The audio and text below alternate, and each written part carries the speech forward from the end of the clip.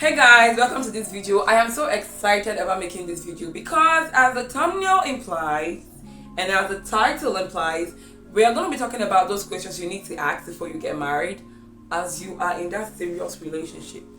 Okay?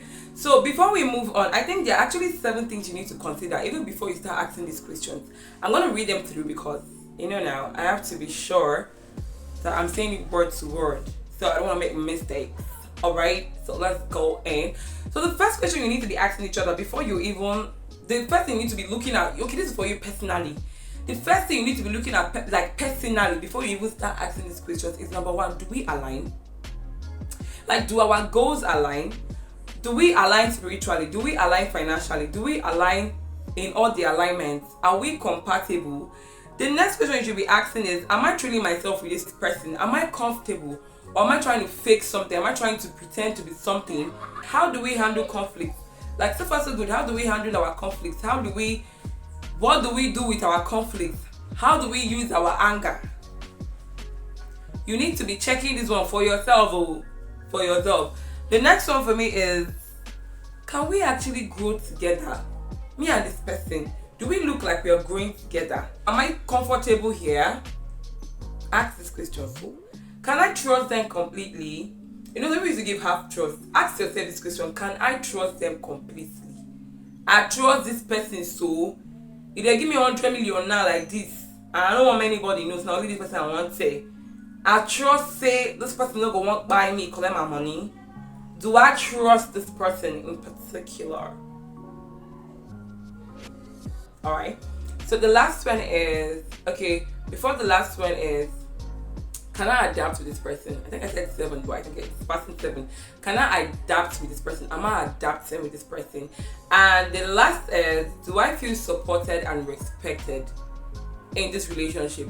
Do I feel supported and respected? So when you're done asking yourself that question, when you're done asking yourself, my guy, when you're done asking yourself that question, then you can move forward to ask this question. So the first question you should ask is, what does vulnerability mean to you in our relationship? Like, you all need to understand what it means to be vulnerable. Some people's vulnerability is to be mute. Like, don't say a word. That's what vulnerability means to them. So you need to talk. The next question is, how do you want to handle financial stress? Like, how do you intend to handle financial stress? How are we going to handle financial stress if it ever comes up? Ask that question. You're looking at me because money is not something you like to talk about. It's uncomfortable for you. You better start asking that question to save you the stress. Please. The next question you're going to ask is, how can I better support you during tough times? I realize that people feel they are helping their partner, loving them the way they want to love them. People have different love languages. I'm sure we know that already. Even if as a Christian, your love language should be different from the normal love languages. But yes, the fact is people have different love languages. Alright? So some people love language can be when they're undergoing stress, just give them a moment to breathe and think. Others can be spend money on them that period, take them out, buy them stuff just to cheer them up. Others can be words of affirmation, like talk to them, encourage them. So ask your partner, am I loving you the way I should love you? Am I supporting you the way I should support you? How should I support you if you ever go in, even if you're ever going through a certain kind of phase? What will you be expecting from me at that period? You're not a magician, so you will need to talk to know what's happening. So the next is gonna be, what do you need from me that you're not getting currently? If you are serious, you need to know, like, you might be feeling, I'm getting it really well, but you might not be getting it. Now, the next thing you're going to ask is, what are your deepest fears about a relationship? Some people don't want to talk. They might be saying something that you're doing that is bad, and they'll be asking themselves, is this character this man want to carry into our marriage? Or is this character this auntie want to be exhibiting when she born our children? So you all need to talk. You all need to talk to know. Now, the next thing is going to be in what ways can we improve our emotional connection? And when you get married, how can we improve our sexual connection? It's important, alright? You need to talk about it. You need to know what's happening. You need to know what's up. Now, the next is, can you overlook anything from your partner's past? Like, if there's something that's happened in your partner's life that you're holding on to, and you'll be looking at me, expecting me to either not do that thing or do that thing, you need to talk. You need to ask that question, because some people will be looking at you with the eyes waiting to look at their ex. Please, I'm not your ex. Look at my face. Look at my nose. Even if you are beginning to have the same nose, please look well. We don't get the same blood type. Even if we get the same blood type, we don't be the same people. So you need to ask, is there anything in your partner's life that you're still holding on to, or you're looking at me in that kind of eye? Let's know. The next one is gonna be, do you have any restrictions? Because I don't think if you all want to be serious, you all should be having restrictions. But if they have, you guys should talk about it. Know how to fix, or either not have the restrictions anymore, or how to like work on their restrictions. You get? Alright? The next question is gonna be, what do you love about yourself the most? You all should know what you love about each other. Yes, because you need to know. And it's from that question you know if they actually love themselves. Because going into a relationship where somebody does not love themselves is gonna be a problem. It's a problem. I know what I'm telling you. If you don't love yourself, like if your partner don't love themselves, your love will not be enough for them. But when they love themselves, your love will be like an addition. So they will always feel satisfied.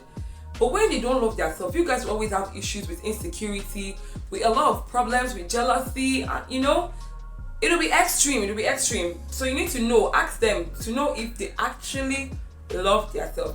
And if they answer this question and they overlove themselves, know that you might be dealing with some narcissists, because you need to be sure that they don't overlove themselves, that they're not going to love you.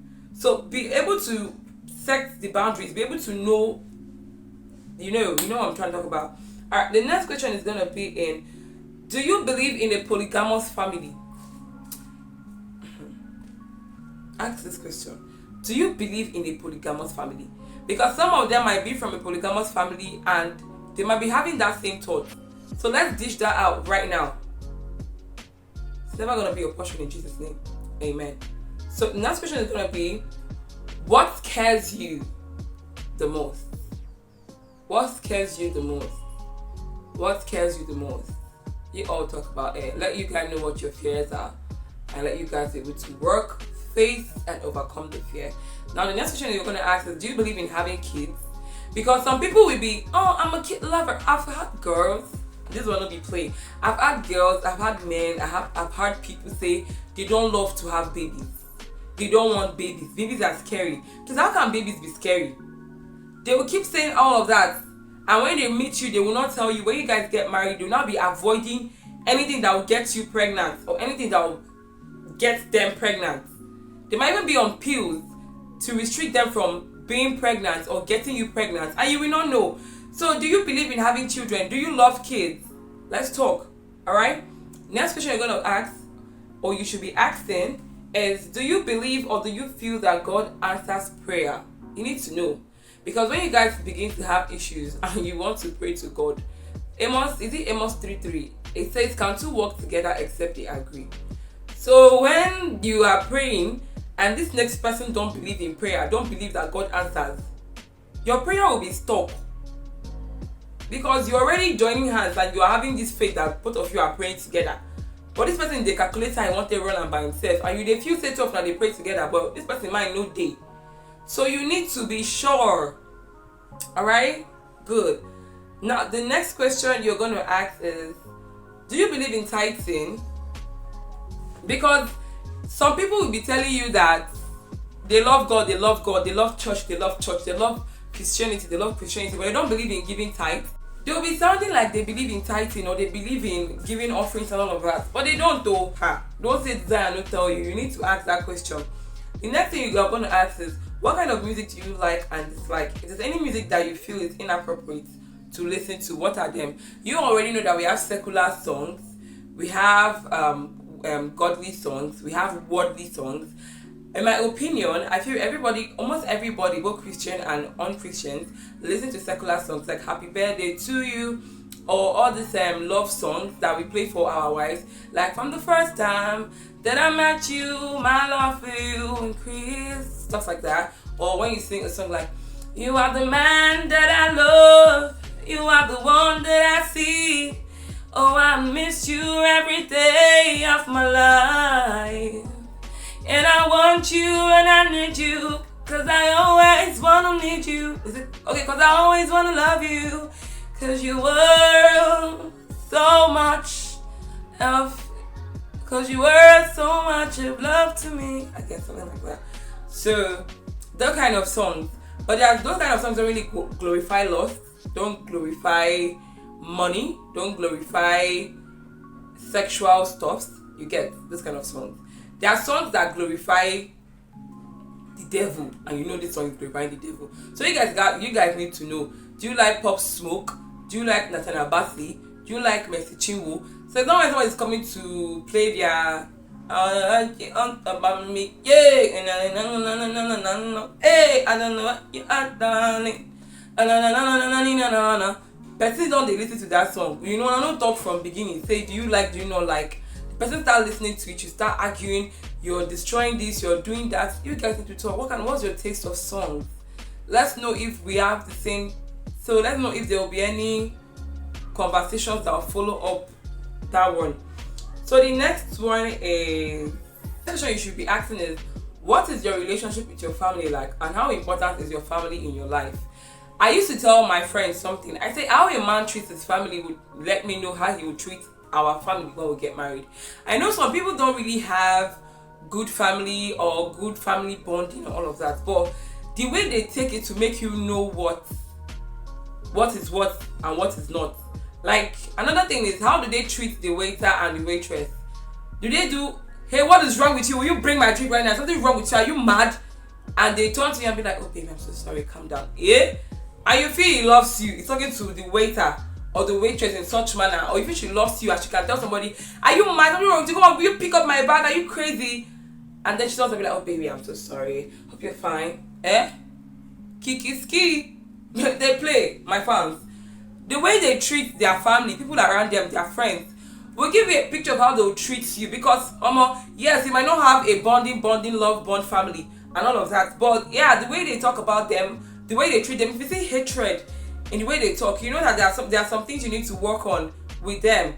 The way they treat waiters, the driver, the cook, will let you know the kind of person they are. Because nothing is hitting under the sun last. If they change that for them, if they don't go change that for you.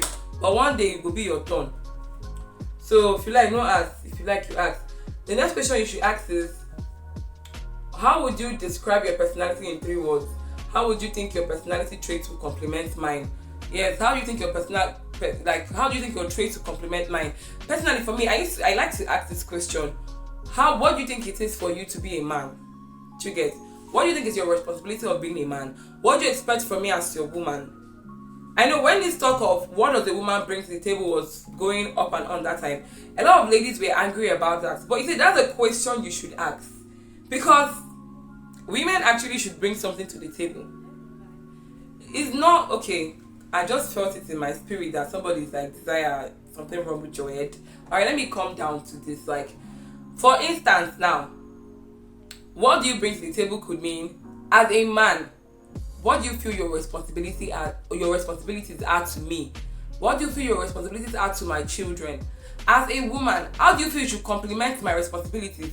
How do you feel you should assist me in my responsibilities? That's what it should mean for you as a woman. Like, what do you bring to the table? Not like they're really asking you, what do you offer? Because, of course, as a woman, you should offer something. Value. You're called to be an helpmate, for crying out loud. So, don't just be there spending the ego. Bilonia, oyeji kashi, chopping and spending the kachi. There is no mercy for money. Makawai, oji kashi, oji the kashi, I guess. So you should be able to talk about that, like how do our personality traits help each other? What are the responsibilities? What do we bring to the table together? And all of that. Now, next one is, what does fidelity mean to you? What's your definition of fidelity? And what does infidelity mean to you? Now, for the fidelity, like, let me know what you feel. Do you get? And for the infidelity, but me smiling at the ice cream lady, is that infidelity to you?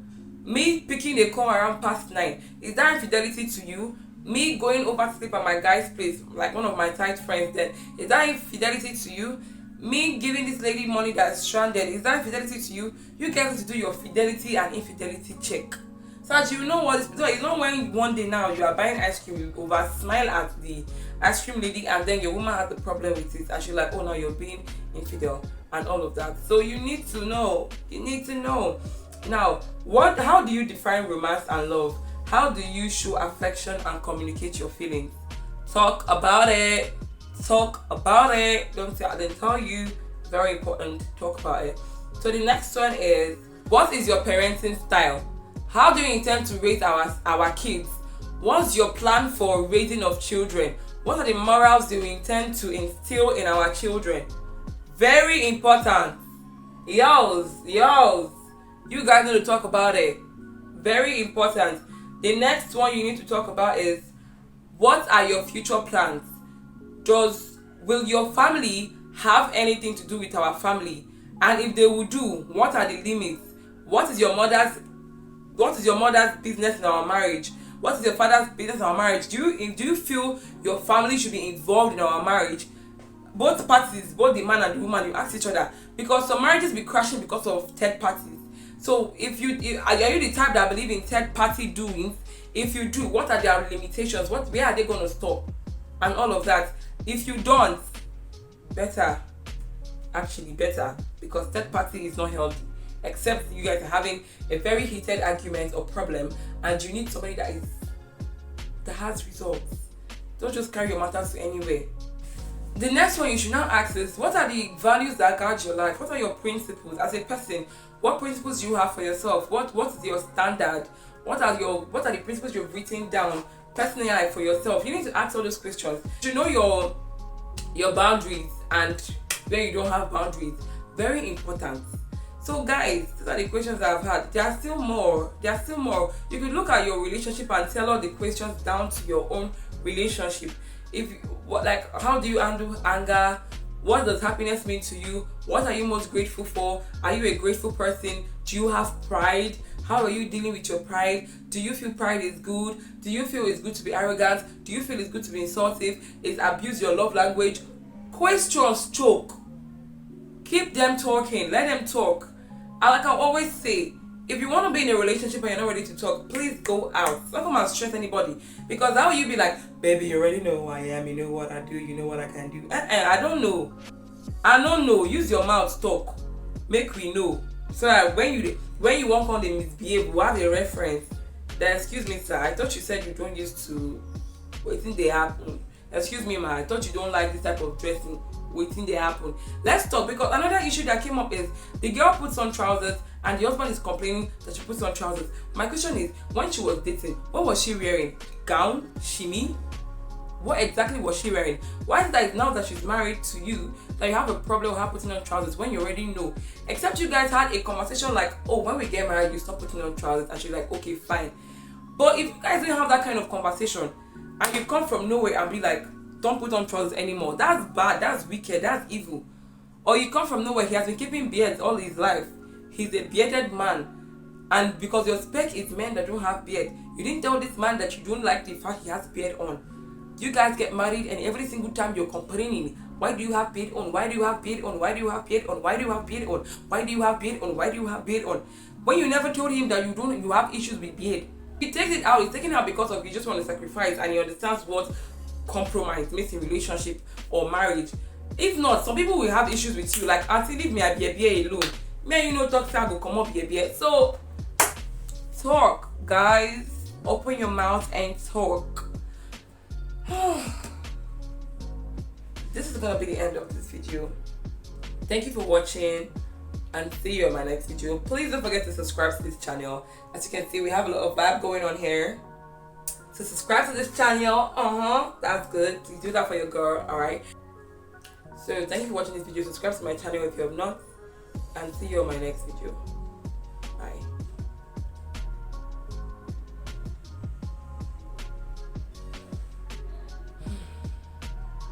Love is a beautiful thing. I pray everybody finds the ones that's meant for them.